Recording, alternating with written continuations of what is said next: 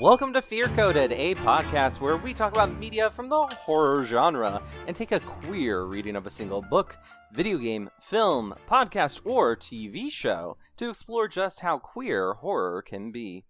We continue politely asking, may I suck your blood? A month-long dive into vampire media. This time, we're saying to hell with subtext and discussing the 2022 Interview with the Vampire series, developed by Rolin Jones and based on the Vampire Chronicles series by Anne Rice, particularly the first book of the same name, published in 1973. In this episode, we'll be focusing our conversation on the first episode of the series called In Throes of Increasing Wonder. I'm Tyler. I'm David. And I'm Marilee. Now, before I stop time to be alone with each of you, I want to say hello and check in with each of you, my beloved co-hosts, to find out how things are going for you. In a landscape of horrors that our real world has to offer, what's making y'all scared or what's making you feel prepared? Hey, who's got 2 thumbs and watched every episode of The Pit in the last 3 days? It's this moi. Truly and honestly, don't know if it makes me scared or prepared. I'm not even close to being able to answer that question, but I'm full on Pit now. Let's go. Yes. Yeah. It's Pitcast time. It was Pitcast. We are the Pit crew. We are bringing you all the Pit news from everywhere. No more horror. It's Pit all the time. Although, sort of horrifying. A lot of people encouraged me to watch the show. I have plenty of criticisms to offer for the program, but you know what I love in the world? And you know what actually makes me feel prepared? Is I love a vehicle for an outstanding guest actor. And boy howdy did The Pit have an opportunity for people who you were like, hey, I know that person, to give you some really wonderful performances before being whisked away off screen. Was there a specific guest actor? No, just I loved all of them so very much. Well, you might recognize Bev Keane. She sure was there. Marilee. Yeah, honestly, as I stated in that episode, she was a little hard for me to be sympathetic towards at first, especially because she is also a deeply religious person. I was like, no, I can't do this Bev Keane trauma again. But, of course, it was a wonderful, beautiful, moving performance. And also, who else was there? We talked about him on The Exorcist. It was Brad Dourif. He was, Dr. McKay is his actual real-life daughter, and he plays her father in the show. I was kind of hoping that he would show up because I was like, Fiona Dourif, that's Brad Dourif's daughter? And that just automatically made me think, like, he's got to show up. He's such, like, a good character actor to just throw into a scene, make it better, and then he walks out again. And that's exactly what he did. Yes. Yeah. And so I had a really good time with it. I do think that it set me up for being prepared this week for podcast recording because it really just was a good piece of media. And as I mentioned, I have some things I could certainly gripe about the series for. I think that it is excellent novelization. It's fun to watch. I think some of the lessons that it hopes to teach you were not delivered with a feather touch, perhaps a mallet touch. They were like, don't vaccinate your children. Here I come with my mallet to bonk you over the head. Bonk, bonk, bonk, bonk, bonk. So I love The Pit. I watched it from like episode 3 on. I was an OG Pithead, and love so it. I love that. And I've seen a lot of interviews with Noah Wyle specifically about like why he decided to come back to medicine TV shows after ER, and him saying for years that he never really was interested in doing that again. And I definitely think the whole mallet approach was definitely him and the other people behind the scenes being like, hey, y'all need to fix your shit, America. Yeah. And I think that that's fun. I think it's fun. I think it's nice. But you know what it also was? It was watching a Star Trek show set in 2025 Pittsburgh, because it was just technobabble and aliens coming through, but they were all humans.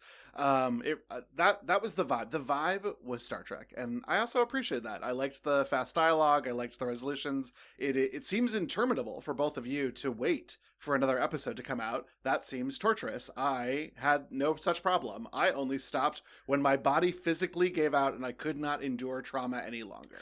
Yeah. It was rough. Tyler and I would like talk every week about like, God, I can't believe we have to wait. But also on the other hand, I do think there is something to be said about if you watch too many episodes of The Pit in a row, you're going to have a heart attack. Seriously. Yeah. Seriously. The stress, mama. The stress. That's why I almost came in being like, am I prepared? But I ultimately am, because now I've had a little bit of time to digest. And I have all these good memories from it. And I'm glad that they made good TV. And Zaddy Noah Wiley. There's nothing wrong with that. No. Have you heard about what they're doing for season 2? No. I hope that it's totally different characters. That's my sincerest hope. No. Damn. It's set 10 months after season 1, which I like a lot. It's like the perfect amount of time.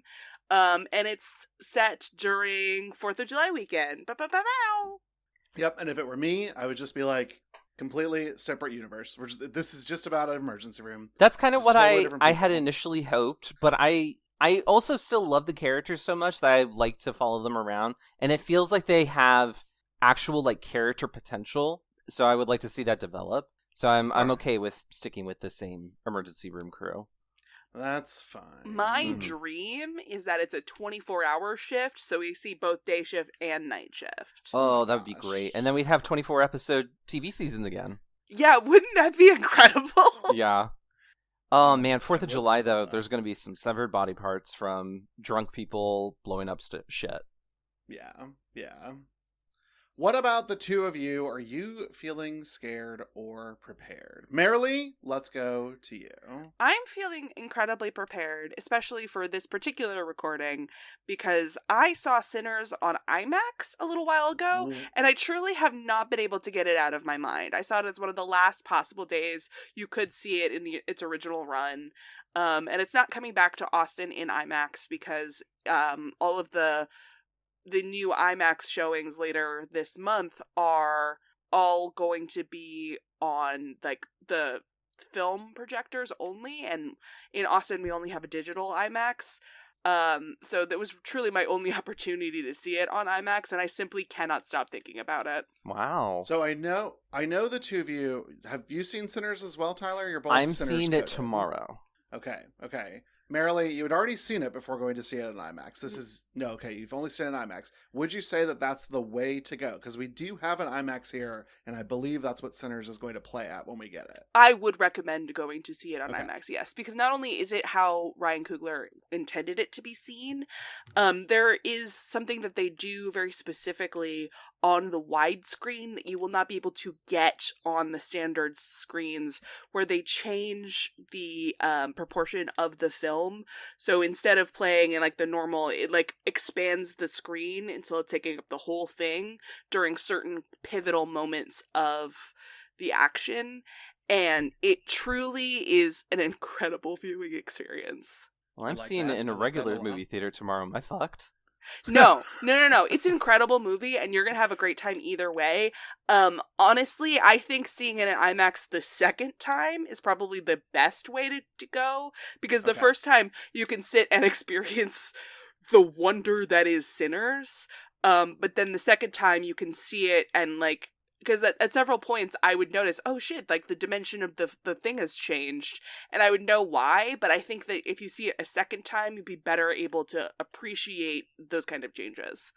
Wow. Perfect. That's exciting. Sinners. Yeah. I mean, it is very appropriate that you bring this to us, Marilee, because this is Vampire Month. Yes. And should Sinners have been something that I could have seen, we could have even switched on an episode and done Sinners, but I do not think that I have access to it yet. No, unfortunately, Europe. It takes time for things to make. You get healthcare and like all of that other nice shit. I get to see a movie faster. I know. These are not the same. We could not film The Pit here because they'd be like, nursing shortage. We don't have that. we have so many nurses. There's like hundreds of millions of nurses. There's no problems here. Brag. You have healthcare and a non-nursing shortage, and we have movies, I guess. We would get to see like beautiful Spanish people speaking very fast medical terminology, and that would be extremely pleasant to watch. That's true. That's true. But we don't have Drew Powell to be like a shithead in the waiting room. I suppose. One of my favorite character actors, just like he was great. Mm-hmm. Beautiful big man, Drew Powell. Love seeing him. Hated his character, but then I can fix him. You're a delight. Anyway, Sinners is great. Also, in the same vein of vampire media, Dracula Daily is back, and I love seeing my good friend Jonathan have his horror adventures in in Transylvania. He's going on a trip. It's not going well, friends. My God, that's right. That's the whole reason that we made May I Suck Your Blood May, is because we wanted it to be around this little recurring thing. And then we were like, we don't want to talk about Dracula. We really set this up to be about these little cute Dracula posts. And now we're like, no Dracula. We'll cover Dracula later. Yeah, listen, Dracula was too big. It was too big, so we couldn't do it. It's true. Dracula cannot fit in one episode. We got to spend a lot of time talking about Dracula. Yeah, and then we wouldn't be able to talk about other things like AMC's incredible show. So we had to pick battles. Anyway, Jonathan Harker's having a bad time. You might say that he is scared rather than prepared. Yeah, well, but I'm what about prepared. you, Tyler? Are you having a bad time? Yeah, Tyler, Bring what's us going home. on? I'm actually having a good time, and I'll tell you why. That's Tell a triple us whammy! why. Yes, we have a triple whammy of prepareds. The trifecta. The hat trick. It is because earlier this week, David posted on Blue Sky that he was pickling. I have completed some pickles. Yes, I did another batch of pickles. We can't get usual flavored pickles here. They all taste like olive. So yeah, I wouldn't want a pickle to taste like an olive. I'd rather just eat the olive. But yeah, I love pickles so much. I love to snack on pickles. I want extra pickles. I ate like 5 pickle spears last night just because. Nice. Love that for you. Nice. Have you tried making your own pickles, Tyler? No, but I think so. When the Ohio move happens, it's gonna be new year, new me, new state, new me. Year. And I want to do things like pickle. I want to make pickles. I love pickles so much, and I want to make my own pickle. I love this for you. Do you feel like the kind of person where if you made pickles, you would eat them fairly quickly? Yes. Then let me tell you, as someone who's pickling, don't worry about getting them airtight and putting them in the cabinet for months, because you're not going to do that. You're not going to just make fridge pickles. Just put some vinegar, put some sugar, put some water, put some herbs and spices, definitely some garlic. Find some mustard seeds if you can. Throw some cucumbers in there. Leave them for a week. Then you got 3 weeks to eat them. It's perfect. And 3 weeks? Is it going to take me 3 weeks to eat a jar of pickles? No. Audience? No, absolutely not. Big pickle fans here on this podcast. I think so. All 3 of us, right? I would destroy a pickle if given the opportunity. If the one was right in front of me right now, I would eat it. And apologies for the mouth crimes on camera. I would have no regrets. Oh, yeah. No regrets. No regrets. We would also be eating pickles. But now we're into a point for me, Tyler, and this is where I worry about your long-term preparedness, because I think that ultimately it's about getting the right pickle recipe for you. This is what concerns me and makes it very challenging to overcome that hump. Oh, but that's just part of the fun. You get to experiment and tinker and find the best pickle flavor for you. Interesting. Yeah. Okay. So I doubled the dill recently on the recipe that I was using. Ooh. And I'm here to report to all of you, it's still not enough dill. I should have shoved so much dill into Quadruple the these dill. Jars. Whatever, like 2,000% more dill. Because who has ever eaten a pickle and been like, that's too much dill? No such thing exists. You can't all true. overdo it on dill, can you? No. Straight up facts. No, I want more dill. So unfortunately, I do feel like I got the vinegar-sugar ratio perfect and just not enough dill. I also added pureed red pepper. Ooh, we love a little spicy pickle. Yeah. That was a recommendation from the pickling subreddit. Once you're deep into this, Tyler, I will admit you to the swampland that is the pickling subreddit. One swampland to another. Which is like, it's like one post of good advice and then 70 pictures of people with obvious mold growing in a jar being like, "Can I eat this?" Oh. No! And then another piece of good advice. So you can't leave because there's good stuff in there. But they recommended adding the pureed red pepper to help it taste like a Vlasic pickle, which is all I'm trying to achieve. Oh. I just want my girly, the Vlasic pickle back in my life. Mm-hmm. You're so valid. Have you tried pickling onions? Because God, having fresh pickled onions in your fridge is such a game changer.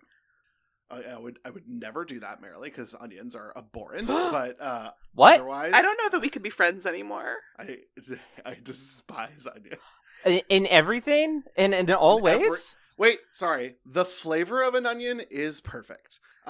Grate it, soak it for hours, and let it cease to be an onion. It turns into some other mold. I even added onion to the pickling mixture to get the flavor of it out into the juices, but I never want to eat an onion, with one significant exception: battered and fried, because Well, yeah. I'm not a monster. All right, Right, fair right. enough. This is acceptable enough. We can continue being friends. Yeah. I'm in the pocket of big onion. I love onions. I cannot. Wow. If you would Caramelized, David. Don't you like them caramelized? Yeah, French onion soup. Nothing. French onion soup, yeah, sorry. I should have added more contingencies. If you slather enough cheese on anything, then it becomes tolerable. But my grandfather used to dig an onion out of the ground, dust it off on his pants, and then eat it like an apple. Well, that's And- insane. That's insane behavior. That's simply not. If I were there, I would say, David's grandpa, what are you, nuts? Yeah, and he was. He truly was. Yes. But I think that set me up for failure, because I was like, well, this is a food people enjoy, and I just cannot. No, I hate raw onion. I do not Yeah. like raw onion. Okay, I will eat a raw onion like in on a burger. Like grilled is better, but I will eat a raw onion under special. But like, Yeah, I would eat it on chili. yeah, Mm. or like in a salsa or guacamole or something. I've had raw onion and it's fine. But Yeah. just don't eat an onion like an apple. What's wrong with you? He would eat a potato raw as well. Also horrible for your gut. Yeah, Well, you can't do that. That can kill you. but it didn't. A heart attack did. From all the raw onions and potatoes. Yeah. No. He ate like a pound of bacon every morning. This man was sort of like on the road. This man had a Denny's inside of him and it killed him. That's how I would like to go as well. Just eating my weight in bacon every day and then being surprised that I have heart problems. Not your horrible tuna Um, snack? No, that's also a good way to go. Just death by tuna. Ugh. But we're not talking about tuna fish today, although we are on the coast, and the coast is where the tuna lives, I suppose. Wrong coast, babes. Wrong coast. Wrong. Damn. I guess there's no tuna in the Gulf of America where our story is set. Please do not call it that. Tyler almost died. I took a sip of my Wawa coffee and I almost spit it out because I wasn't expecting that arrangement of words to come out of David's mouth. I almost caused the waste of Wawa coffee, my greatest sin to date. Indeed. I too am a sinner. I don't actually know what that means, so don't give me any hints, Meryl. Today, we are talking about the interview with the Vampire AMC series. It was based on the works by Anne Rice in her collection of novels, The Vampire Chronicles. These are a series of 13 books that Rice wrote between 1976 and 2018 and I don't know how editorial the following statement is, of varying quality about the world of vampires, mostly centering on the vampire Lestat, a breakout fan favorite character. This adaptation makes several bold changes to the source material, like the fact that it takes place in the modern day, with Daniel Malloy, the interviewer, apparently taking a second crack at interviewing Louis, the vampire, after he receives a box full of tapes of their original interview taking place in the 1970s that he does not remember. The narrative that Louis tells about meeting Lestat and becoming a vampire is also time-shifted, taking place in 1910 instead of 1791. Another huge change from the source material, the vampires here have an explicitly sexual relationship as opposed to the novels, where there is lots of homoerotic subtext, but the vampire body works so differently from humans, there's no physical desires. What are your relationships with 2022's Interview with the Vampire and the Vampire Chronicles series as a whole? Oh, I have no experience with Anne Rice's The Vampire Chronicles, and so I am desperately interested, merely, in your background on that. But I will say for this series, I did watch the first season when it landed on Netflix last year, but I've only seen that first season, even though we were very enamored with it, and I think I've made this very clear on recording. I've said enough to streaming services. I will sign up for no more of them. I had to draw the line.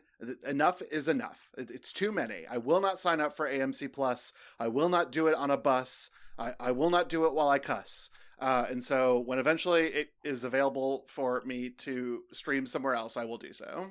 That's so valid. I watched the first episode on AMC Plus. Sorry, David. when it premiered, but then it really fell off my radar just because I had too much else going on in my life. But I like when I found out that it was coming to Netflix, I was like, yes, I have another chance. And then David was like, hey, you should meet Merrily because they're really cool. And then we started doing a podcast, and now I finally watched more than one episode. But I just watched the first one for this. That's funny. You're so fun. That's fun. Mm-hmm. So here's the thing. I was hesitant to watch this show, because I knew that I would like it too much and it would consume me. So I actually hadn't watched it before this. I've seen like lots of clips of it off of TikTok, and like I knew about the show in general, and like I've listened to a lot of people discuss it, so I know what happens. But this was also my first experience watching it because I was afraid to open that doorway, and I think I was right to be afraid because I definitely know what I'm going to be doing for my next 12 to 15 hours.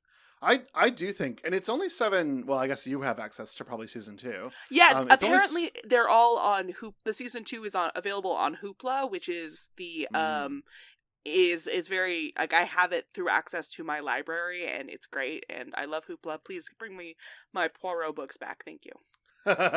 Yeah, I think that I've heard that season 2 is very good. I look forward to one day getting to it. Yes, and I'm particularly interested in what season 3 has to offer, because I am a huge fan of properties that center around pop stars and have their music in the real world. Okay. Well, because spoiler alert, the season 3 is going to be about the Vampire Lestat book, where in the novel, it's set in the 80s, and Lestat is a huge rock and roll star. Oh my god. And so in this, they've released one song, and it was so good. I cannot wait for more. Yeah. I know that one day we'll have a chance to cover it, so I don't want to go too deep. But what about the film Interview with the Vampire? Love it. Love it. Yeah. One of my great loves is when I was a kid, first exploring vampire media. What about you, Tyler? I have only ever seen small bits and pieces of it, but none of them have like sunk into my memory. You should watch it. It's a joy, especially if you like queer coding. Well, I'm on a podcast about it, so yeah. So stupid. Part of the reason that I ask is that it almost felt like in this first episode, some of the groundwork we were doing was this interview has happened before, and many people have seen the film Interview with the Vampire. And even though it's not sequential, obviously, Louis is a completely different person. He's not Brad Pitt. Ooh, the Pitt. But it did feel almost like we are relying on the audience having some vague understanding that something has happened before. I think it's all textual, so I think you can pull it out. Someone who's never seen the film would totally understand what's going on. But I really liked that part of it. I also. And so I know that David said that he's got no familiarity with the Vampire Chronicle book series. Tyler, do you know anything about it? I know that there's Witches, which is another AMC Plus show. Yeah, the Mayfair Witches have nothing to do with the Vampire Chronicles, except for the fact that they're both written by Anne Rice. They're not, like, in the same world? I mean, maybe they are. Listen, most of the Vampire Chronicle books are not good, and this is not a hot take. Well, I have actually heard this as well. I do not have really any familiarity with this book series. Vampires and Atlantis and I think aliens all become involved in later books. Don't worry about it. We don't need it. Yeah. Wow. Like, Atlantis is like I cannot overstate how much Atlantis shit happens. Like the Lost City. That is correct, yes. Vampires from Atlantis. For a moment, it almost seemed like you were talking about Stargate, and I was like, okay, well, aliens, yeah, they came through a Stargate, and they were also vampires. No big deal. They were? Yeah, have you never seen Stargate Atlantis? No. Oh, well.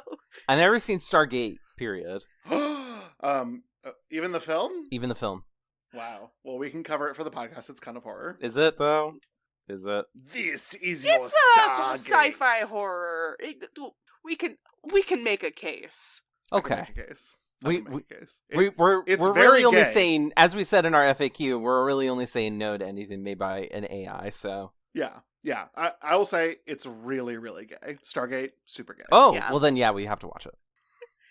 I know James Spader is in it. Yes, he This is. is all I know. That's like 80% of the homosexuality, but like there's more than just that. Okay. Well, hey, speaking of gay shit, the themes. The themes. Girl, the themes. The themes for this extremely gay show. So, here we go, theme time. I'm sorry, listeners, I don't have a good transition. My brain is mostly mush by this point.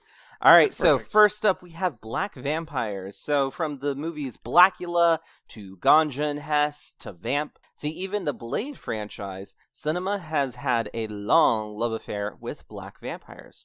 By adapting Louis as a black Creole man instead of a white slave owner, this show not only made him much more sympathetic to a modern audience, it also changed the game on his internal struggles and made him a richer character. Yeah, I like how we're not just casting a black. So this is sort of the antithesis of what we did with X-Files with the episode Home, is that we are casting a black actor to portray a black character, very intentionally black in Louisiana, when there still continues to be a massive racial divide, when that racial divide is critical to his character. And then he also becomes a vampire, makes the first season remarkably interesting. And so I really adore this portrayal of Louis. I think Pitt's performance in the film is great, but I think that this performance of Louis, because of what he is able to do, even sort of announcing in this episode that you could not walk through the streets as an openly gay Negro man, was pretty remarkable contextually for our discussion, but also a thesis for this series. Yeah, 100%. The fact that Jacob Anderson hasn't been showered in awards for his performance as Louis is just literally a crime. He's only gotten one award, and it was not even a big one. Yeah, it's really surprising because his performance is fantastic. Like, I watched all of Game of Thrones, and if you are a Game of Thrones fan, you probably remember that oh my god, that's who he is! Yes, Jacob Anderson was Grey Worm in Game of Thrones. So it's really nice to see him play a character that has, speaks in like full and complete sentences and speaks extremely beautifully and poetically. Like, they have done such a great job of writing excellent dialogue that just is extremely flowery and really adds to the tone that the show is setting. I really like, going off of what David said, that his character feels pretty unique during this time period because not only is he going through all of the challenges that a black man during this time period would go through, he's also playing someone that is in like a little bit of a higher wealth bracket in New Orleans. So you get to kind of see like more than what Hollywood typically shows black people, how they live during this time period, which I think is pretty, like, they're, seen as being, like, poor or, like, itinerant farmers or something like that. And here we get to see him very well-dressed, much more well-dressed than many of the white characters in this show that are of a similar economic class. Again, he speaks very eloquently because, he's not only written that way, and that's just kind of how the dialogue is in this show, but it also demonstrates the level of sophistication and intellect that he has. So it's really showing, like, he is a very successful man in a very competitive capitalistic market, and he is also black and able to do that, but he still has to go through so many of the same struggles because that other black people would have to go through because of the color of his skin and because we're living in such a racist time period in this point in the show. It's just layers upon layers upon layers of complexity that make his character fascinating and so entertaining to watch. 100%. Yeah. Just, like, they really cooked when they made this Louis this way. Like, the writing, the acting, all of it. He's an incredible, incredible character. Yeah. And I think we also get a lot of it with Daniel and Louis. Yes. In the framing narrative, that his race continues to be important even today. His race and his sexuality. I do think that, like, it is the intersectionality of, queer, black, vampire, that we've got really to fill in the gaps of Louis. And that gets turned up quite a bit as the season goes on. Well, let's, keep on talking about this because our next theme is a French vampire in New Orleans. So while the modern frame story has changed locations to Dubai in 2022, Louis' story is still firmly set in New Orleans, dripping in Southern Gothic charm with a real-life history of potential vampiric activity, there's simply no place better to set this show. And I do think that for sure. I think they've done such an excellent job of evoking the feeling of New Orleans, especially New Orleans in this slice of a time period. Now, I've never been to New Orleans, so I cannot speak to like the authenticity of everything, but I do feel like there was a lot of care and love put into this setting and making sure that it comes alive and it doesn't just feel like a background set. It feels like it's very much part and parcel with the culture and the characters themselves, that again is really adding to a lot of complexity, because this show, I think, you know, when people hear about Interview with the Vampire that are not aware of it, they probably just think like two things, like, oh, it's gay and oh, it's girly.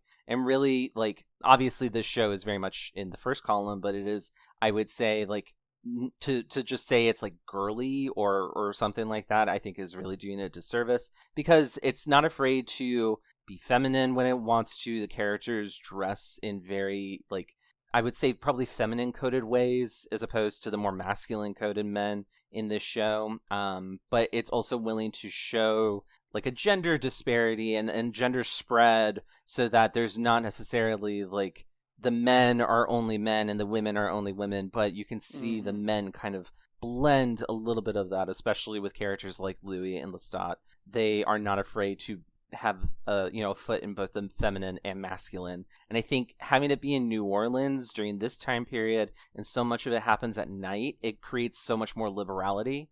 And so these characters can exist and feel authentic to the place that they're in. Yeah, I also think the New Orleans works really well. Now, I think Marilee and I have both been to New Orleans, but Tyler, I hate to break your heart, we have not been to New Orleans in 1910. What? Yeah, sorry. Strangely enough, can't humble brag about that. So I don't know how much we can vouch for how well the city is conceived, but I will say that the park bench that Lestat and Louis sit in, which is a recurring set piece for the series because it is set at night, they need to be outside. That's park bench is a perfect place to do it. That is a location that has been recreated. That is a place that you can visit that looks and feels the same today, because as a park near a major government building, I can't remember which, either courthouse or city hall, that continues to sort of have relevance, and people have compared it to what is shown in the film, and it is a pretty good recreation. So there was care and detail done to make this look and feel like New Orleans. The architecture is on point for the manors that we get to visit, including Louis' home.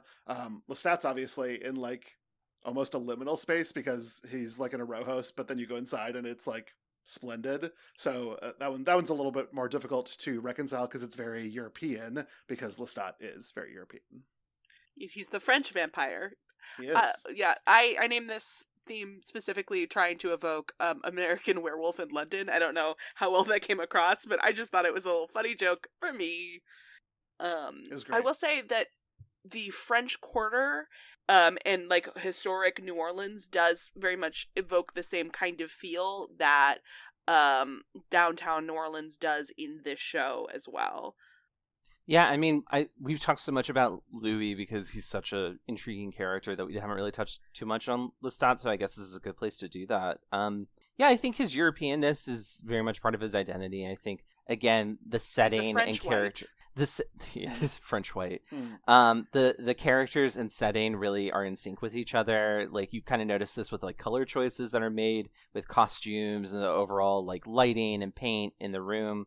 I think to go into Lestat's room is to peer into Lestat's psyche. And so there's lots of like doors, like hidden passages and switches that get pulled and a lot of secrets, but it's all hidden under this very elegant and not exotic, but just like decadent manner of dress and behavior. And I think that's like really cool synchronicity. Yeah. And again, to the framing narrative, I do really like that the framing narrative set in Dubai, because I do think one of the things that this series spends some time and energy talking about and looking at is wealth disparity. And New Orleans in 1910 is a great place to set a story about wealth disparity, especially with a wealthy Black family who interacts with non-wealthy Black families. And in Dubai, where income disparity is almost as outrageous as it is in the United States in modern day, which is saying something, because the United States is usually the top of those charts. And so I do think that's, I don't know, it's interesting, and it's an exciting narrative frame. I don't know that beyond just having the 2 settings in the pilot, we get too much more of that. But again, there is more that gets told in the season. Yeah, if for I sure. might actually throw this out there too, the choice to have this be set in 2022 of our world means that there's a lot of references to the COVID-19 pandemic. Yeah. And it was like, I remember watching it when it came out in 2022 and feeling like, oh yes, I feel very seen here. And now watching it 3 years later, I'm just like, subvariant. Oh my god, is this about COVID? Oh my god, he's in his apartment because he's on lockdown from COVID. And they mention COVID a lot in the pandemic, and how the geopolitical system is being upset, and how we're so close to death in a way that we hadn't been since like the 1912 influenza outbreak. It's so interesting to watch, and it's such an interesting choice to set in that time period, because it's just, you want to talk about complexity with these characters. That was also a very complex time to be alive and existing and trying to grapple with the reality that we were living in. And it ends up fitting so well within the themes and vibes of this show that, like, obviously pandemic, terrible thing to have happened, but like, I think it was a smart creative choice to incorporate the pandemic, where I think a lot of media either flubs it or handles it really well, or just ignores it outright. Yeah, absolutely. And this does handle it really well. Yeah. Before we go on, do we want to talk about New Orleans' real life vampiric history with the Casket Girls a little bit? I have no idea what this is, so sure. Yeah, tell me about it. You've never heard of the Casket Girls, bud? Never. No. Okay, Why? so Marilee, think about who I am, Uh-huh. and think about the words Casket Girls. Is that a link that your friend David clicks on, or do I go to mylittlepony.com and have fun with Fluffer Butter or whatever? oh my god.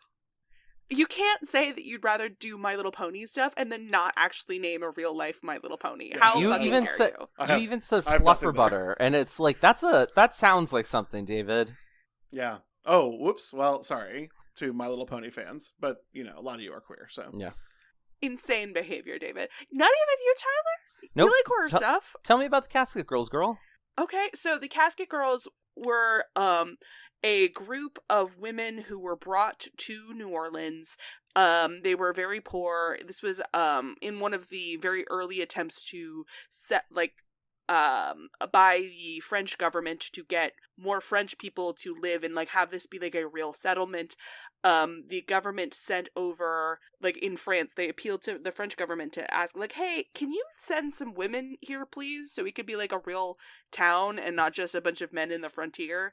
And so to do that, they basically gathered a bunch of very poor women in France and was like, hey, here's the deal. We're going to give you a box full of really nice clothes and stuff, and you're going to send you to the to New Orleans, to this outpost of French society. And then when you get there, you're going to be taken care of by this group of nuns who are going to be in charge of you.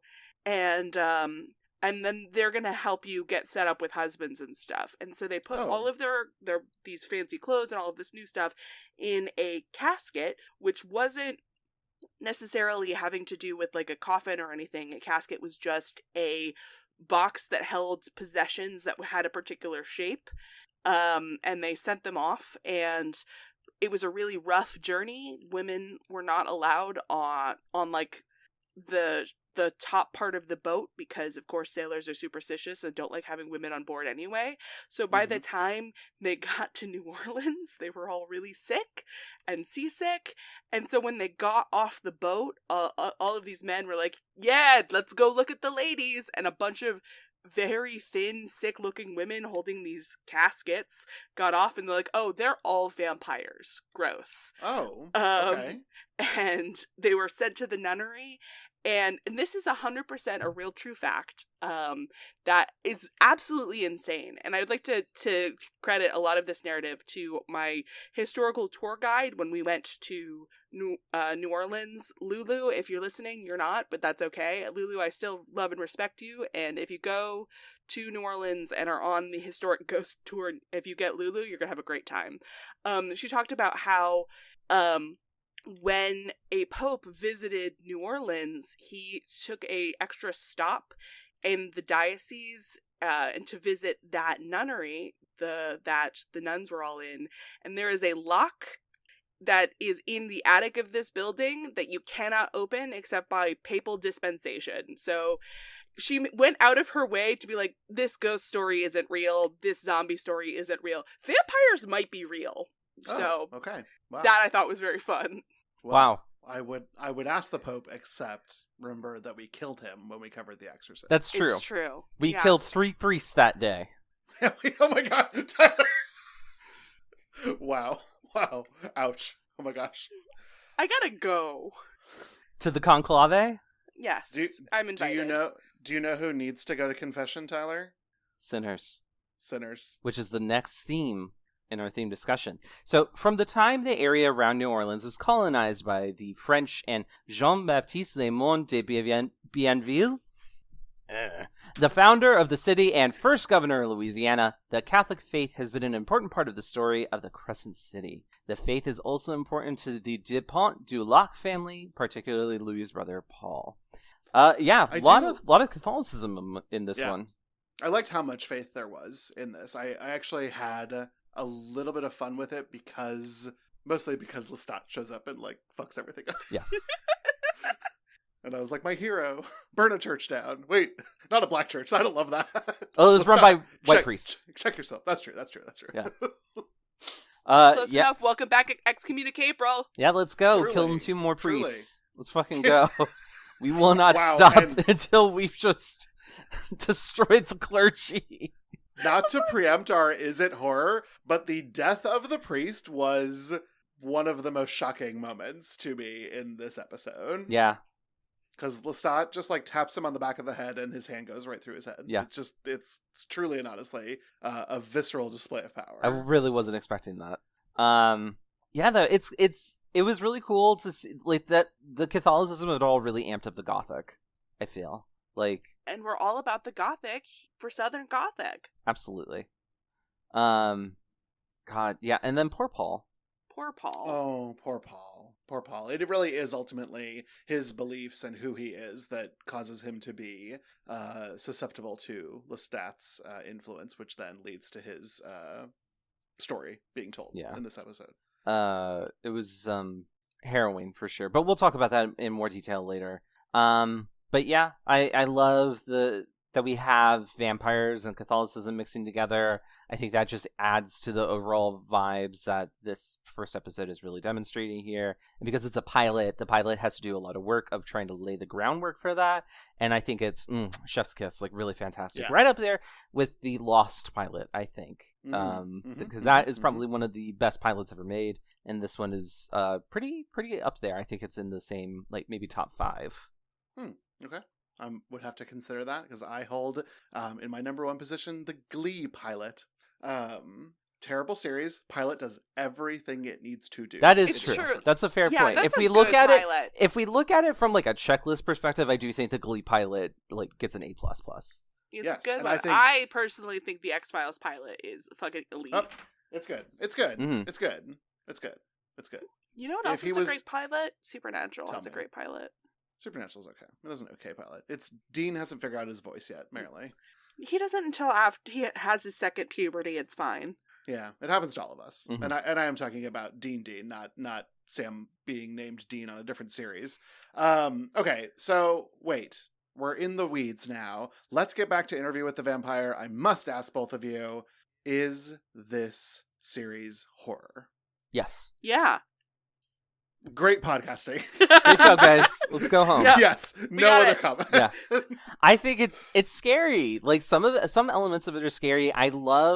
So here's the thing. I noticed when I was playing the Curse of Strahd campaign in D&D, Shout out to Jacob, who's a dear friend of mine and is an avid listener to the podcast. He was DMing that, and unfortunately, like, as the true Curse of Strahd is that no one ever finishes his Curse of Strahd campaign.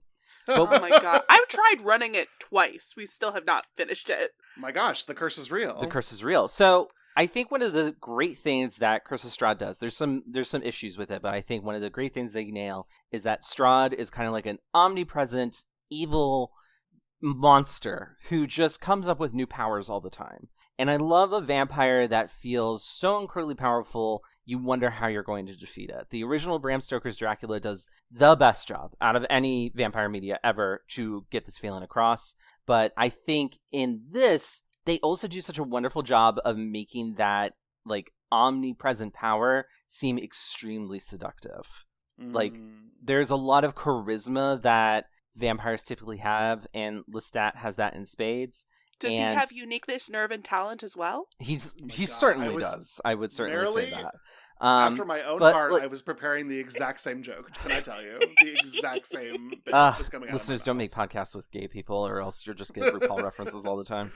But yeah, no, I think, it's when Lestat uses these incredible powers, it feels very, like, intimate and romantic because he's doing it to Louis, but it also is extremely terrifying, like when he's doing it to Paul. And then we see how, like, strong he can be and how he has so many of these magical abilities that's just like, oh my god, like, I wish I could do these things that he does. But if I were, like, a vampire hunter and I knew he could do all these things, I would be like, holy shit, I'm in the wrong business. There's no way to kill this guy. So it's the power of it all is very enticing, but that also makes it very scary. And I think that is extremely effective. Yeah, very well said. I agree with all that, but I even think a simpler reading is that, like, is vampires, is New Orleans in 1910. It's dark out. It's horror, baby. Like, I mean, all those things too, yeah. Yeah. There's a lot of real simple things. It's really hard to have vampires in it something and it not be at least a little bit in the horror genre. So you see vampire, you see horror. Yeah. Yeah. Even like the original What We Do in the Shadows movie, it's like, haha, funny until it gets scary. Truth. Yeah. But listen, there's another qualification things need to check off on a box in order for us to be interested. So I must ask, and I know that this is going to be another flat answer, but we still have to do it. Do we think the show is queer? Yeah, I mean, I think this month, by the spoiler alert for the month, pretty queer. Mm-hmm. All month long. Vampires are kind of gay to begin with, and then we picked some of the gayest stories in the vampiric world. This one, as we have teased both in last week's teaser and the intro to this one, is that there just is simply no subtext to this one. This is not even queer coding your characters. These are openly gay or bisexual characters. We can explore a little bit about what their terms for themselves mean, but I think we clearly hear Louis say that he is gay. A little bit of that is in voiceover reflecting on who he is today. Maybe the Louis in 1910 would have described himself differently, not having the same language. But I think that there's some pretty out-front queerness into this. But I even think we can look at characters like Paul and explore some of the ways in which not fitting in makes them queer representatives, so that we don't just have to rely on bloodsuckers to be our inlays. Sex working, that's another thing that we can look at queerness in. I think there's a lot in this series. 100%. Yeah, definitely. And I mean, I think also that extends to Lestat as well, who seems to be very much gender fucky-wucky with how they present himself, how he presents himself. But I think also just he is queer in the sense that he comes from another place, Europe. He comes from another time. We understand that he's like as far back as the 1700s, I think. And so so in addition to his sexuality, which seems to be a little all over the place, we can regard himself as like a queer person who sweeps into New Orleans and really helps to queer up the whole world around him. Truly and honestly. Which, as Pride Month approaches, I think we should all actively try and do, is just queer up the room. But can I tell you one of my favorite little queer moments? Yes, truly and honestly, please. It was in voiceover. Louis like, I had to take Lestat to buy better clothes because He was wearing nice clothes, but they weren't modern. And like, I know modern fashion. And I was like, get it, girl. Z-snaps for you. Make it work. I love that. It's real, though. It's so real. It's real. It is so it's real. Well, then, are we ready to dive into the conversation du jour, to jump in to interview with the vampire? Let's do it. Let's go. Great. So the episode opens with Daniel. He's sort of at loose ends for what to do while he's stuck at home. It's 2022, and as we've mentioned, he's home because of the pandemic. He receives a box full of tapes and an invitation to try interviewing the vampire Louis again. And so he travels to Dubai to meet with Louis, but he has some concerns about doing so, given how things ended last time, playing the sounds of violence that were on the tapes and telling him that he doesn't remember truly what happened in the interview. Even still, Daniel agrees to interview Louis, and they get started. One of the things I love about this opening is that it starts with an advertisement from Daniel to like attend his looks the shittiest thing possible masterclass on like how to be a journalist. It made me throw up a little, and I thought like, did I start the wrong thing? Did I get like an ad or something? What is this? He's like a mediocre Anthony Bourdain. Yes. Yeah, he definitely gives Anthony Bourdain vibes in a way that I very much enjoy. Yeah. Mm-hmm. Yeah. And I think it's fair to call him mediocre at this point, because he's kind of like, it seems pretty transparent that his career is in the toilet. He's doing this terrible fake masterclass ad, and the advice he's giving is not even good, and is mostly just like nonsense made to sound like he isn't like a genius journalist. And I think this opportunity that Louis gives him is very vampire-esque in that it's going to be something that rejuvenates his life and his career, and gives him basically like a second existence, especially when, we find out that Daniel has Parkinson's. It's really something that allows him to ensure his legacy in a way that a vampire could as well. Yeah, yeah. He's seduced into doing this interview against his own best judgment, in a way that I find deeply enjoyable. Mm-hmm. I in general love this older, grittier take on Daniel. I think it's such a delightful approach, especially like in the original novel, he's only ever referred to as the boy, does not even have a name. Like, and as you know, the Vampire Chronicles continue, Daniel Malloy is this young guy, and seeing him as this older man is really fun for me. I like how sharp he is mentally and how sharp his tongue is.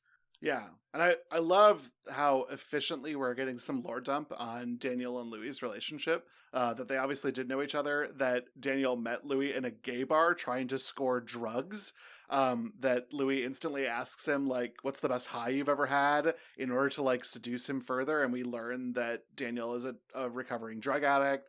Like, it is efficient storytelling and effective storytelling. Now, in the film with Brad Pitt, this was... Christian Slater. Christian Slater, yeah. Well, oh wow, the boy, no doubt. In the 90s, good lord, Christian Slater was a great choice for that.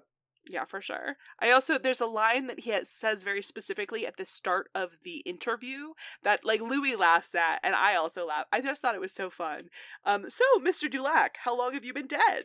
I just thought that was a fun line. It's like a great opening question for an interview that, like, for the reader is immediately like, huh? You know. Their chemistry with each other is one of my favorite things about the series. I truly love it anytime I get to see the two of them together. So, in 1910, Louis managed his family's trust and ran a number of businesses in Storyville, New Orleans, the red light district. While dealing with various troubles, he attracted the attention of the vampire Lestat. The next morning, we meet Louis' family before he and Paul, brother Paul, I should say, go to St. Augustine Church and talk with Father Matthias. At a different brothel, one catering to a mostly white clientele, Louis meets Lestat. Lestat is enchanted by Louis, and specifically bought a house in New Orleans because of how drawn he was to him. In the modern timeline, Louis hands Daniel the introduction card Lestat gave him in 1910. I love that he held onto the social card. I love me that. Too. It immediately gives us a concrete demonstration of how connected Louis is to Lestat, even after almost over 100 years. So I thought that was like fantastic storytelling without that's basic showing, not telling. Yeah. I loved seeing Louis in action with the women that he manages in these brothels or poorhouses or whatever sort of the name is for these places where folks are coming to sleep with someone for money. And that he is protective, but like not super nice about it. Like, I don't think you're supposed to root for Louis, even though he is doing the job of being a bit of a protector for some folks, but he's not like a good guy. And getting to see him and Paul here at the beginning, and that being the thing that gets Lestat's attention, it's all very yummy. Oh, for sure. Absolutely. I love that specifically Louis says you can't be soft in Storyville. You have to always be hard. So exactly, David, when he's like nice, he's not really nice. He's a good he's like trying to be a good person to his employees, but that doesn't mean he's going to be nice about it. And I think that is really demonstrated with the dialogue and the behavior that he exhibits, the people that he surrounds himself with, the types of like helpers and subordinates that he has. It all does an excellent job, I think, demonstrating in a compact way how in charge Louis is of his little castle. Absolutely. Mm-hmm. I think the difference between Louis then and Louis in like the now timeline is so stark and really wonderful, because they are different characters in a lot of ways. Like, not even just how they portray himself, like Louis physically, but like his accent is different in the now timeline. Like the way that they look and dress and act is so different. Like, you really can tell this human being in 1910 is a different person than the vampire in 2022. Totally. Yeah. And I love that. I also really love the meet cute that Louis and Lestat have in the brothel. Something about it triggered like my ASMR kind of vibe a little bit. And I think that was definitely the intention, is that I talked about this a little bit, where the power of the vampire is terrifyingly powerful, but also incredibly alluring. And I think that mixture of feelings is present when Lestat kind of pauses the world and focuses all of his attention, 110% of it, on Louis. And like, if I were in Louis' shoes, I would have instantly like stuck my neck out for the guy right there, because like he is just so seductive and does this wonderful thing that toxic people will do when they're trying to get you to date them. Love bomb them. And that's absolutely what happens after just meeting the guy, and like also showing like he is invigorated by Louis' spirit, but he's also demonstrates that he has the power in that social situation. It's so good. Yeah, because like he specifically, like, he has Louis sit down with him. He's like, he is like, have his drink on my tab, and like, let's get drinks for everybody. And also, Louis, let me tell you about how I bought this townhouse because of you, and like, I was drawn because I wanted to go to St. Louis, but it's not a place, it's a person. And like, just, it's really a lot in the best way possible. You know what I mean? Mm-hmm. Yeah. And I even like the fight they have over Lily. That is very performative masculinity, but it's about how much they love each other, or at least how much Lestat loves Louis. Yes. Maybe Louis not quite understanding what he's doing, but it is very, very, very good. It's interesting. I'm doing like a little bit of like forecasting into the future, but when we talk about Carmilla next week, there's a little bit of that present in the narrator and Carmilla. And I'm excited to get there, but here this is a really good opportunity to demonstrate like that complicated emotion of I love him and I want to be him, and that's even what Louis says, but I think it's also a sense of fear. And sometimes that fear is really titillating.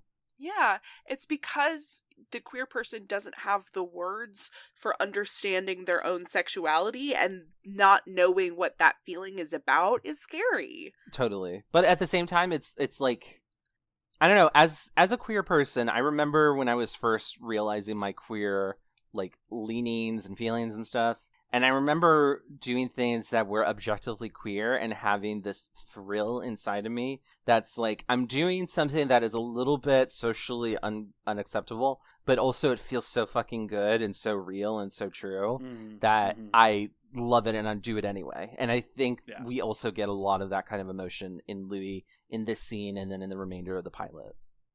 Absolutely. Oh, so good. I love this episode. I love that. In 1910, we see some random man get killed horribly to remind us that this is a horror show before the scene changes to a poker game filled with influential people in New Orleans where Lestat and Louis meet again. Alderman Fenwick makes an incredibly low offer to have Louis help him manage and run a new sporting house. While Lestat talks to the businessman about his financial expertise in France, he first talks to Louis telepathically before seemingly stopping time to discuss how all of these businessmen look down on him. And he helps Louis win that hand of cards. Just a little fun cheating. They start hanging out regularly, going on dates, while Louis is showing Lestat around New Orleans. Louis' sister Grace insists that he invite Lestat to dinner, but things are difficult. Paul doesn't like either Levy, Grace's fiancé, or Lestat. While they're talking, Louis recognizes that Lestat is talking to Paul in his mind, and he puts a stop to it. Wow, there is a lot to talk about here, but let's start at this man getting killed, because I think, again, very keen, enough viewers know that Lestat is a vampire, and the show is called Interview with the Vampire, so you know there are vampires around, and so you don't actually, it's not a mystery who kills this lamplighter, or lamp putter outer, I don't know if those are separate jobs, but wow, the economy of New Orleans, if they are, I really think one person could do both. So they do nothing to hide that it's Lestat. It is a blonde. We know one blonde person so far, and it is Lestat. So if you see blonde hair, it's our girl. And I really liked this kill. I thought it was very, very smart to show us Lestat killing a man, but not show us Lestat killing a man. Mm-hmm. Mm-hmm. Totally. It's that it's Jaws. You know, yeah, we get a hint. Yes, it is the Jaws. Yeah, we get a hint of the blood, Jaws. And we get a hint of the horror of it all. But we don't get the full satisfaction yet. We have to wait, another 20, 30 minutes before that happens. Exactly. But we instantly know that the man is dead because we go to this poker game and they're talking about this mysterious fever and bite marks. And this gives us the great line from Lestat of like, 6-foot-tall rodents. In France, we call those bureaucrats. I'm French. Just lovely. Oh, so good. Something about that man's voice. Like, Sam Reed, I think, is Australian.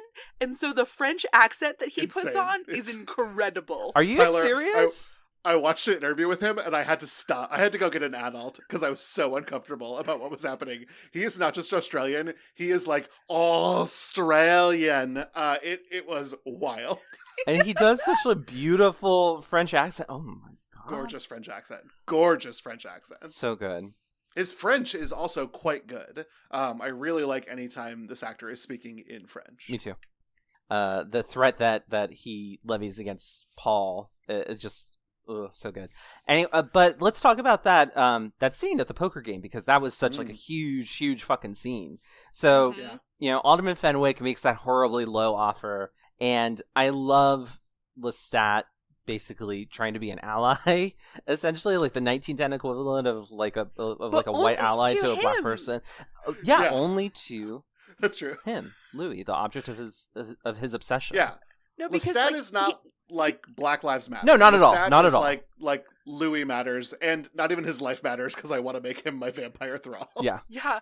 No, because like he very specifically if you like listen to the very end of his speechifying, he talks about and that's why capital is more important. But to Louis, he's like, these men do not respect you. Like, what the fuck are they up to? Mm-hmm. And it's very telling the way that he code switches and is able to move through power in this way. Because he's like looking down on all of these men who he's not appreciating his boy, his beloved Blorbo enough. But also not like letting them think that he's on their side, you know? I think that's a really interesting scene. Yeah. Right. And of course it's really also great. The demonstration of how powerful Lestat truly is. Right. Well, and we get more of Louis being enthralled by it because he doesn't like freak out when time is paused. He is sort of enraptured by it. He almost leans forward to be like, what's going on? And he takes the stolen jack to give him a full house. It is It's a very intimate sequence. It's not the most intimate sequence of the episode, but it's some good foreplay for these two. Can I also say that I only knew that was a Full House because of Bellatrix? I gotta play this fucking game. You gotta play this Merrily. game! It'll take your life. You gotta switch to Merrily. That's like the perfect console to play it on. I know. That's true. I know. That's true. I'm still playing South of Midnight, and it's so fun. And I hate sentencing myself to computer, but I do it for this game. I know, it's such a bummer that it has to be a computer game. I mean, if I had an Xbox, but that I don't. I think it's also on PS. Yeah. Listeners, get Merrily an Xbox Series X.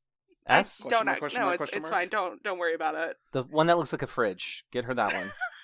Yeah. Get really cool this person an Xbox. It'd be really cool if it was also a fridge for drinks. They did make it at a fridge shaped like an Xbox, like a mini fridge shaped like an Xbox. That's really cute, actually. That was me making the word "wow" with my mouth and 3 fingers on each side. Wow. I love and treasure you. Can we talk about Louis and Paul real quick? Oh yes, can we? Yes. Because I just think having Paul, who is, I think, he doesn't have a diagnosis because it's 1910, but it seems like he's very obviously experiencing symptoms of schizophrenia. And, the unique violence of talking, this vampire talking in Paul's head, that is insane, right? Yeah. Oh, yeah. I mean, this is the beginning of the end for Paul, and it seems to titillate Lestat, and Lestat seems to know that he is causing Paul tremendous pain. So again, I don't know anything about Interview with the Vampire. I don't know anything about the show, the book, whatever. Is the stuff that Louis says when he's talking about the monastery and how he lost his faith in God, is that true, Merrily? Or is that a lie that he told to further torture Paul? I am going to be honest. I have not read The Vampire Lestat, which has all of Lestat's backstory in it. So it's possible that he was at a monastery for a time. I honestly think it's probable. That sounds like something that could be true about him. No, I'm comfortable not knowing. I am too. I read it as bullshit. I read it as complete and utter Lestat being an asshole. I found that whole monologue that Lestat gives, first of all, performed brilliantly. But second of all, it also, I think it works because it could be bullshit. It could be that a perfect reminder that Lestat, at the end of the day, is an evil vampire who wants to kill people and no longer has a human side to him. Or if he does, he suppressed it quite a bit. I think that works. I think it also works from a queer perspective as well, because this Lestat is obviously queer. And we see that demonstrated countless times. And I think that feeling of loss and disconnect with your God, I think the idea that God either doesn't exist or hates you or something like that, I think these are all feelings that unfortunately a lot of queer people have when they're first coming to grips with their sexuality, especially if they come from a very religious household or upbringing or even their own beliefs. I think that pain that he manifests into rage is so vivid and works so well because so many people can relate to that. And I think that feels extremely real. And we need grounding with so many of these characters because Lestat is a larger-than-life person. Yeah. And so having some sort of human connection to him, something that makes him seem more like one of us, keeps us from feeling fully disconnected or putting him up as an object or like a toy that gets moved around. He feels like a real person. Absolutely. I'm interested in how we described Louis and Lestat as going on dates specifically, because so gay. Thank you for that, Merrily. I love you for putting the gay in there, but because that is an an accurate description of what they're doing, and I think it also is something that Grace is also aware of. Is the thing. Grace seems to have Louis' number, and she's probably the only person who does have Louis' number. Because unfortunately Paul just doesn't really have the mental acuity to do that at this point anymore. But Grace is still smart and she's on it, and she knows that Louis and Lestat are probably more than just buddies, just dudes being guys, and instead have something more to it, perhaps emotionally or physically. And we get a great examination into how queer relationships were perceived by non-queer people during this time period, where homosexuality as a concept that we understand it today didn't really exist until like the 1960s. Instead, in the past, it was just kind of like you're doing your own thing. It's not really my business. And here, I think Grace sees it as like a bad habit. Like she says for Louis to be careful around Lestat in the same way that a parent might have warned a child to like stay away from cigarettes, or like, I know you smoke, quit doing that. It's just a bad habit. There's no real like fear that Louis is going to be sent to hell because he's gay. Instead, it's just like, you're not really supposed to be doing this. I'm not your boss, but I'm just letting you know, like, be careful. I'm worried about you. Don't make any bad choices. Right. I totally buy that. Yeah, I love that. Really, what a smart assessment of that. I love this show, man. This was a great first episode. Like, I posted about it on our Discord last night after I watched the pilot, and I was like, this show rips. Yeah, it's good. It's a good show. Before we move on to the next sequence of scenes, can I tell you one of my also favorite moments here was the family gets all awkward after this whole thing from Lestat and Paul. But then Mama comes on and she's like, it's okay. Like, the world kind of sucks when it's humid out. And I was like, girl, from your lips to God's ears, humidity makes people do the weirdest shit. And it was it was a nice moment of a maternal figure in the family being like, okay, let's move on. But also like, blame it on the humidity. That's real. That is a matriarch. That is real. That is a matriarch right there. And I love that they did that. That, like, because again, like we get to see like a representation of a Black family in the South that is not very frequently showcased. I think the only other show I could think of that does it is like The Gilded Age. And so we are in a dearth of representation of that historical time period with this economic class of Black people. And it's so delightful to watch. It's a wonderful window into a world that no longer exists. And it's great. I love the whole Duloc family's dynamic. I buy into it completely. I buy into the stress. I buy into all of it. It's fantastic. Yeah, no, speaking of their dynamic and like the matriarchy of it all, we see in that scene between Louis and Grace, like he is the one who gives her the tickets, and then at dinner, Levy like thanks Teresa, their mom, for the opportunity, and Paul is like, Louis bought you those tickets. And I think that that's all like so interesting, like a series of events all strung together. You know, it tells you so much about all of these characters and their relationship to not only like truth but power, if that makes sense. Totally. Right, yeah. So after that dinner, Louis walks Lestat home, and Lestat invites him up to his house or his apartment for a nightcap.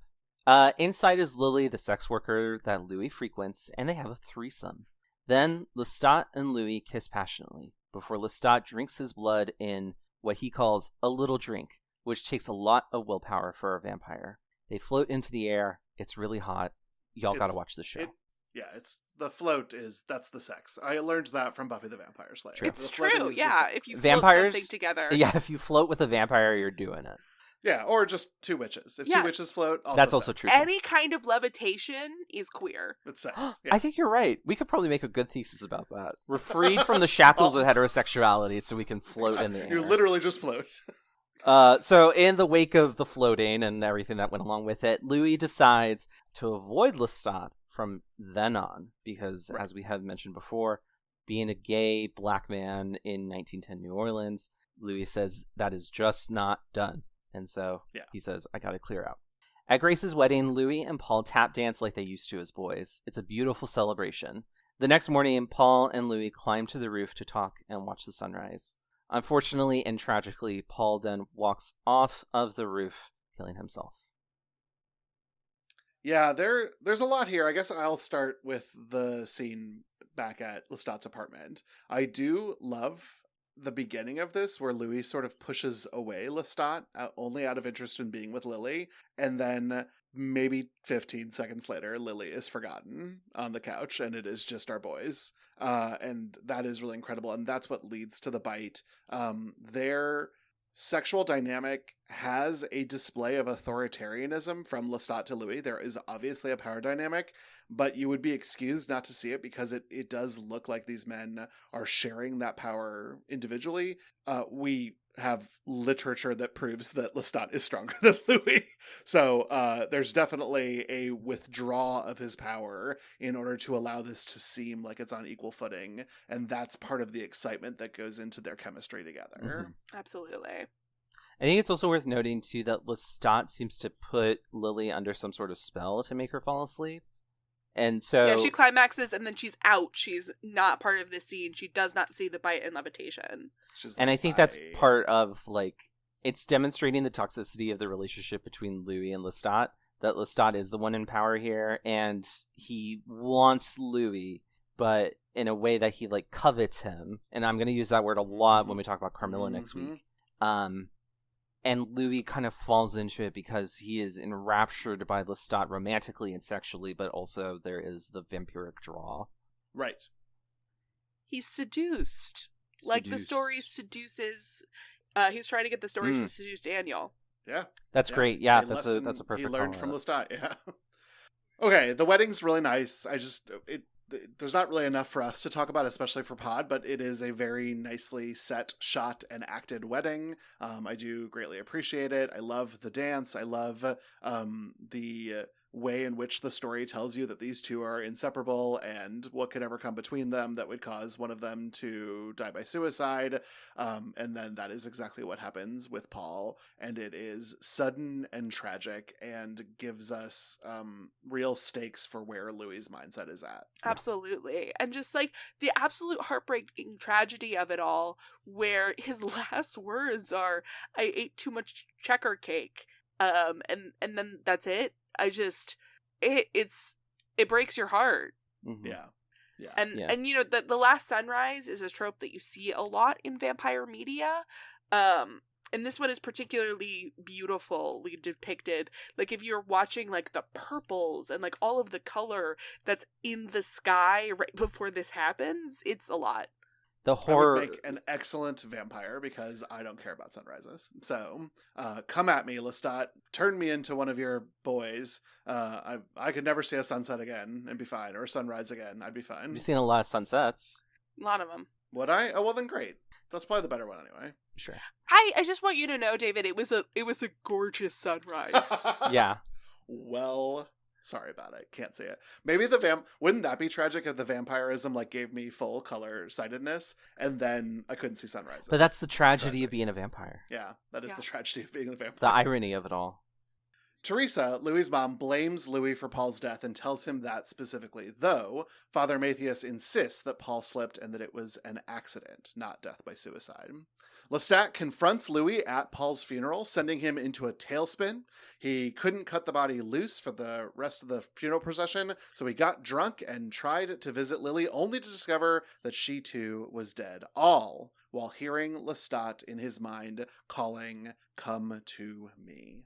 Louis heads back to St. Augustine Church and begs Father Matthias to hear his confession, but Lestat arrives, rips Matthias out of the confessional booth, and kills him in the middle of the church by punching him directly through the back of the head. Oh, that's that two was a different priests. Yeah, there are two. Damn of them. it! He kills Matthias, just like drinks him down right in the middle of the pews, and then the other priest, who we don't get a name for because he's simply there, like tries running out, and Lestat is like, absolutely fucking not, yoink.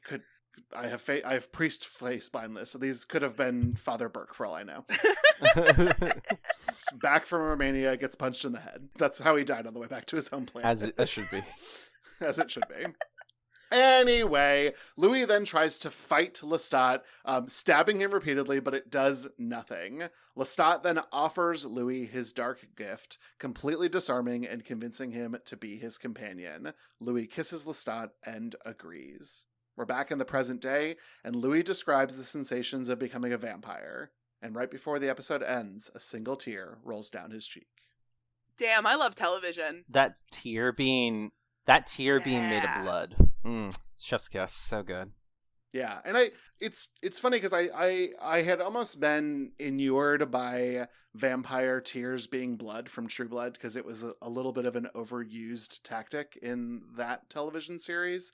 But it worked it worked here because the emotional resonance was there. And I think a little bit because Daniel's reaction to all of this is also my reaction to all of this. And it just is very nice with that framing technique. Mm-hmm. Yeah. Yeah. So first of all, like, Teresa blaming Louis for Paul's death is awful. It's heartbreaking. And, like, you kind of get where she's coming from, because Louis is really hard on Paul. He, like, frequently is telling him off or telling him to be quiet. And so you can kind of get where she would be bone convinced that he said something, he had a mean, moment on the roof. Right. And then everything happened. But it wasn't like that at all. And it is so heartbreaking the way that things play out. Yeah, the last thing that Louis says to Paul is, "I love you, baby brother." Yeah. And Whoa. I have only seen the first episode, but I cannot be convinced that Teresa's opinion of Louis after this is going to change. Mm-hmm. Mm-hmm, So for the rest of the time that they spend together, this is something that's going to hang over them. And that's awful. Yeah. There is a lot more of Louis' family drama to come. So if that is the sort of thing that excites you, Marilee, just know that it does await. It does await you. I can't wait. I know that Louis probably kills his nephew at some point, so I can't wait. Also tragic is, like, the fact that Louis can't even grieve in peace because Lestat will not leave him alone. Won't let him. So Yeah. in this description, and in the episode, they talk about cutting the body loose, which is a common practice at a jazz New Orleans funeral, where after the procession, then, like, everybody, like, starts playing loud music and celebrating the life of the person. You've cut the body loose and now we're celebrating together. And the fact that Louis isn't able to have this release of emotion because of the way that his family is blaming him and, like, Lestat in his head about it. Yeah. It's a lot. Mm-hmm. It is, but it's delightful. I mean, it tells you so much about who Lestat is, and that is why I think back to the dinner scene, why I was so willing to believe that it was all bullshit, because this is a sociopath, and lying to Lestat and tormenting Louis and loving Louis are all the same lever in Lestat's brain. Mm-hmm. Absolutely, and I love that. Yeah. I also think that the line in the climax where Lestat is turning Louis, he says specifically, "I can swap out this life of shame for a dark gift. You just have to ask for it."